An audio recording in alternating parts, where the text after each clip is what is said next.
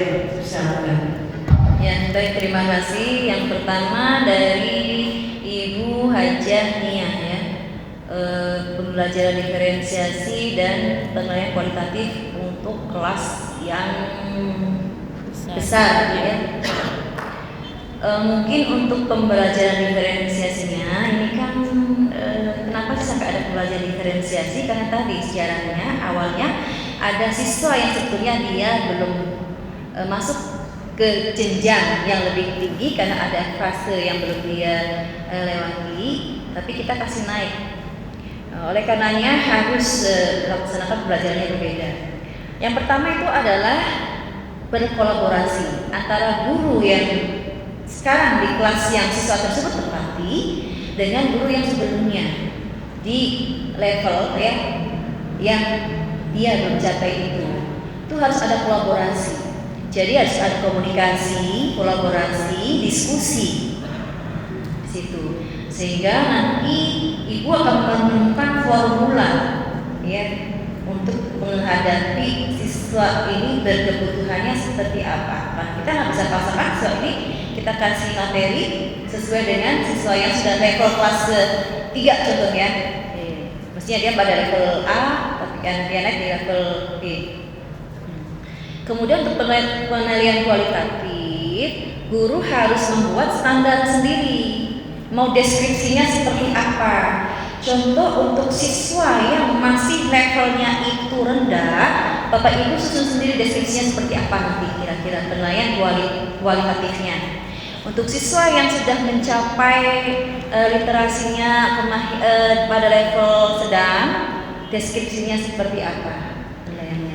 Jadi cukup bikinnya itu 4 aja sama nanti. Tidak contoh dalam satu kelas 40 siswa deskripsinya 40 berbeda-beda, enggak ya.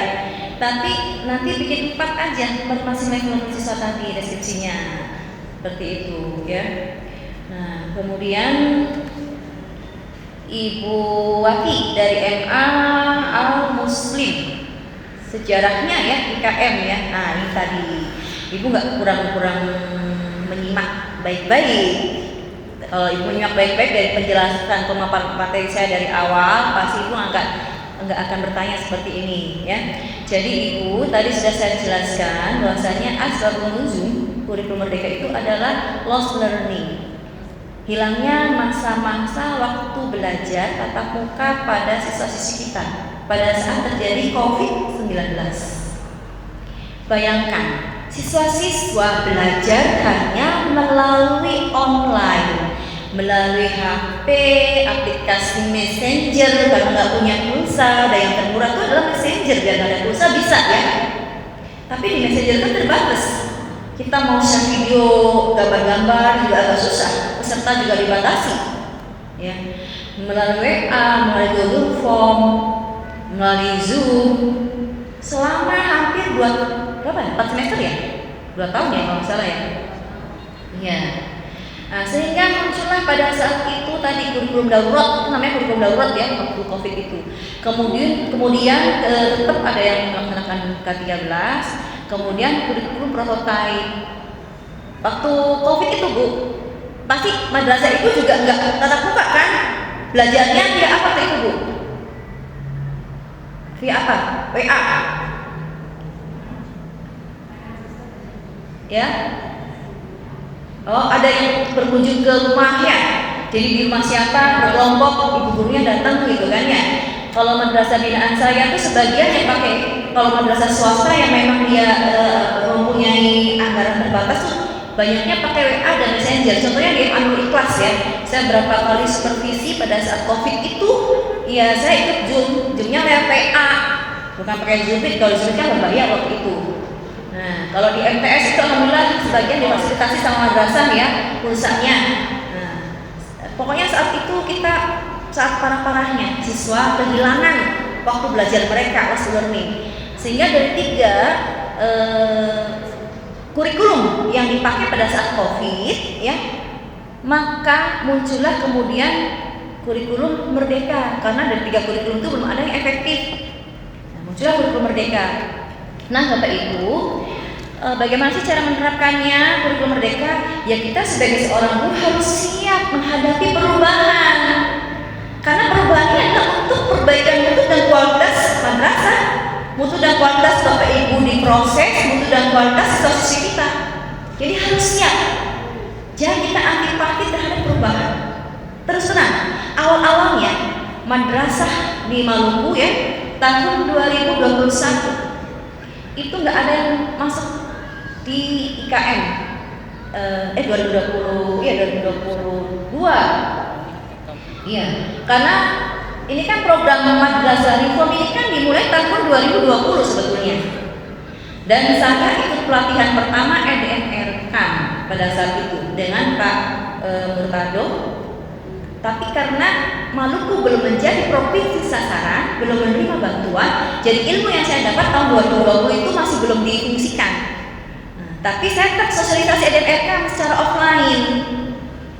Kemudian 2021 penyeleksian sampai 2022 baru kita Provinsi Maluku itu menerima bantuan dari Madrasah Reform itu. Jadi bayangkan, Maluku udah tertinggal 2 tahun. Kenapa kok bisa? Jangan salahkan pemerintah pusat. Karena memang Maluku waktu itu belum sistemnya online.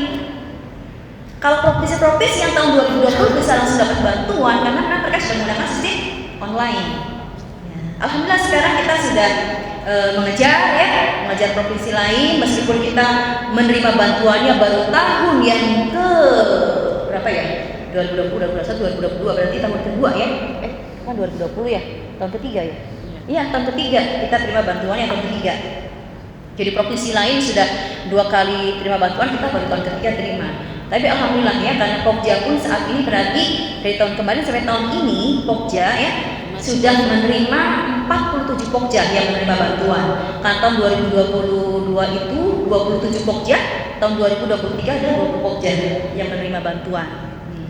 Nah, Bapak Ibu, jadi dari IKM ini ya, Kementerian Agama khususnya itu mempunyai program Madrasah Reform. Madrasah Reform apa? MKR ya, Madrasah Reform. Yang tadi saya jelaskan. Ya, Madrasah Equality Reform. Jadi reformasi madrasah gitu. Tujuannya untuk apa? Untuk meningkatkan bisa putra-putri kita, siswa madrasah, bisa Indonesia berada pada urutan ke-74 dari 76 negara. Urutan ketiga dari bawah. Prosedural, intelligentsia, student achievement. Jadi ketercapaian intelijensia siswanya itu Indonesia sangat rendah, menempati urutan yang ketiga dari 76 negara. Nah, inilah ikhtiar dari Indonesia melalui Kementerian Agama, melalui Dirjen Pendis ya, mengadakan proyek Madrasah Reform dengan bekerjasama bersama World Bank melalui dana loan, dana kredit, dana pinjaman. Tapi Bapak Ibu, imbasnya sudah sangat dirasakan. Saat ini sudah ada sekitar 1000 sekian madrasah yang sudah IKM dan mendapat bantuan BKBA. Begitu juga guru-guru yang ada sekian ribu guru-guru yang udah didiklatkan. Begitu juga dengan pengawasnya, ya, pelaksana AKMI. Kalau kita nggak memakai loan bekerja sama dengan World Bank, 1 tahun itu mungkin hanya puluhan madrasah yang bisa tercapai, ya, dalam skala nasional. Tapi berkat kerjasama dengan World Bank sudah ribuan madrasah yang terbantukan. Dan insya Allah harapan kita masih ada proyeknya ini sisa sampai 2025 ya. Tadi Pak Kabin bilang 2024 kalau yang iya terakhir ya. Jadi satu tahun lagi. Tahun depan. Nah, makanya kan kita nggak tahu nih 2025 ini apakah proyeknya masih berlanjut ataukah stop. Kewajiban kita, ingat Bapak Ibu, tugas kita belum tuntas. Oleh karena kita belajar ilmunya sekarang, dengan harapan meskipun di tahun 2025 contoh ya tidak dilanjutkan proyeknya, anggarannya sudah sering ada, kita udah punya ilmunya, kita masih masih bisa memanfaatkan ilmunya, menggunakan ilmunya, mengamalkannya di madrasah kita untuk siswa-siswi kita. Itu kewajiban kita, tanggung jawab kita. Saya kemarin baru ikut TOT, Trainer of Training Master PKD untuk pengawas, guru, dan kepala madrasah untuk instruktur nasional. Itu Bapak Ibu tahu nggak, yang lolos di fasilitator daerah dan fasilitator provinsi mayoritas sebagian besar itu dosen dan WI. Coba Bapak Ibu bayangkan, kalau proyek ini sudah habis, ilmu yang diterima oleh dosen dan WI apakah masih bisa dimanfaatkan untuk madrasah? Tidak kan? Iya enggak? Tapi kalau yang didiklatkan, yang menjadi fasilitator daerah, fasilitator provinsi adalah guru dan pengawas, meskipun proyeknya habis, ilmunya masih dimanfaatkan untuk madrasah. Makanya kemarin, kan ini kita mau di trainer lagi, ini yang Fasda, Fasprof, kan mau di trainer, ini mau refreshment. Nanti saya yang latih, termasuk karena instruktur nasional ya.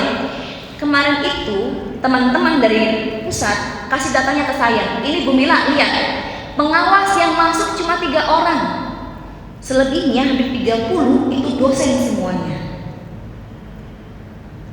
Jadi Ibu mau merekomendasikan mana untuk teman-teman pengawas yang mau didiklatkan?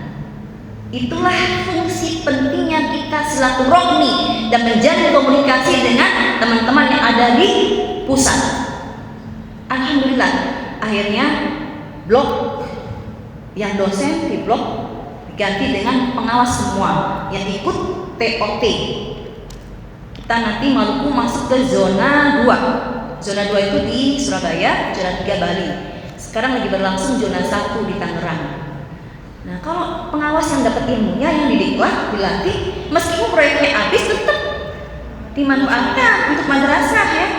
Nah, Bapak Ibu. Nah, nanti guru-gurunya dapat ilmu dari para trainer, baik pengawas maupun ada kan teman-teman guru yang udah jadi Fasda, Fasprof kan banyak ya. Manfaatkan ilmunya, pelajari ilmunya, serap ilmunya, kemudian diamalkan di madrasah kita untuk siswa-siswi kita. Bagaimana Bapak Ibu bisa mendesain pembelajaran yang menyenangkan? Sekarang udah zaman yang merdeka. Sekarang Bapak Ibu mendesain seperti apa? Yang penting merujuk pada CP, pada capaian pembelajarannya, ya.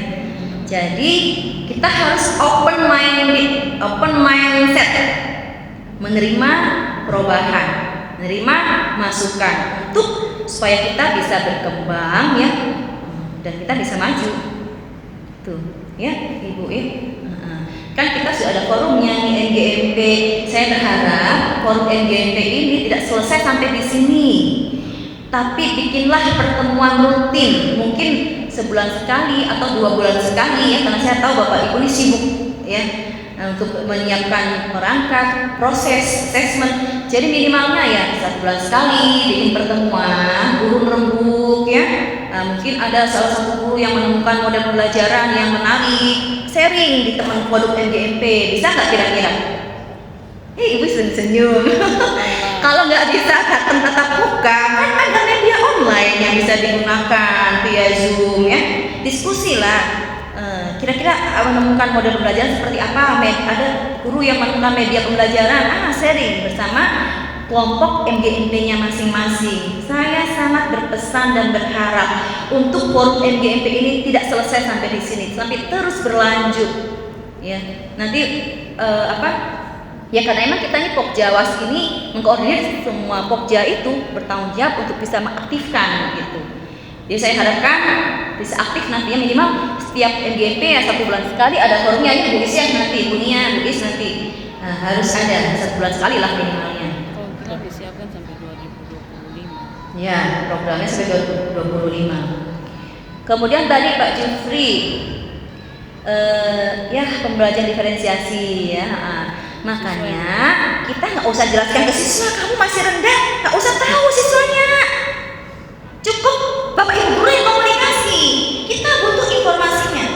Inilah pentingnya guru melakukan diagnostik awal. Assessment Diagnostik awal. itu biasanya kalau satuan pendidikan madrasah melakukan diagnostik awalnya adalah pada saat PPDB, kan ada seleksi tuh. Nah, pada saat PPDB itu panitia menyeleksi hasil hasil tesnya ya. Hasil tesnya itu kan ada tuh hasil tesnya, baik tes tulis maupun tes mengajinya ya. Siswa dari sekian dari 100 siswa yang pada level, kan kita udah bisa mendeteksi dari situ. Oh, yang dapat skor di atas 80 berarti kan dia sudah mahir ya. 90 sudah mahir. Kelompokkan sesuai yang mahir. Kemudian yang sedang, yang cakap gitu ya. Nah, dikelompokkan masing-masing. Fungsinya untuk apa? Yang tadi itu untuk memberikan asupan yang sesuai kebutuhan siswa kita, bukan untuk memarginalkan ya, bukan. Nah, untuk guru mata pelajaran ya, analisis asesmen diagnosisnya dilaksanakan pada saat awal tahun pelajaran ya. Tapi biasanya kalau dia sudah kelas, kalau di MTS kalau dia sudah kelas 8 pasti gurunya setahun ya. Jadi biasanya itu dilaksanakan ke MTS di kelas 7, kalau MA di kelas 10 ya, dilaksanakan. Bapak Ibu harus mendeteksi itu bukan hanya kompetensinya, tapi juga gaya belajar siswa. Kan ada yang verbal dan non verbal. Nah, itu kita harus analisis, harus melakukan assessment awal ya pada siswa kita. Nanti dari hasil itu laksanakanlah pembelajaran sesuai dengan kebutuhan siswa-siswi kita. Makanya saya bilang untuk siswa yang levelnya rendah, taruh kelompoknya kelompok A, jangan kelompok C atau kelompok D. Ya, siswa yang rendah kelompok A yang bagus, yang A. Taunya A kan berarti kan siswa yang berprestasi ya kan. Nah, dan nggak usah dikatakan, karena saya yakin kalau siswa yang rendah, contoh matematika nih, matematika contoh apa ya, materi kelipatan ya, contoh ya. Saya bukan guru matematika sih. Nanti saya suruh guru matematika kasih maju apa aja, bisa nggak kasih contoh? Nah, di pembelajaran diferensiasi matematika ya, contoh kelipatan ya, ya. Mau kasih contoh? Silakan Bu, kasih contoh. Sekaligus kita praktek ini ya.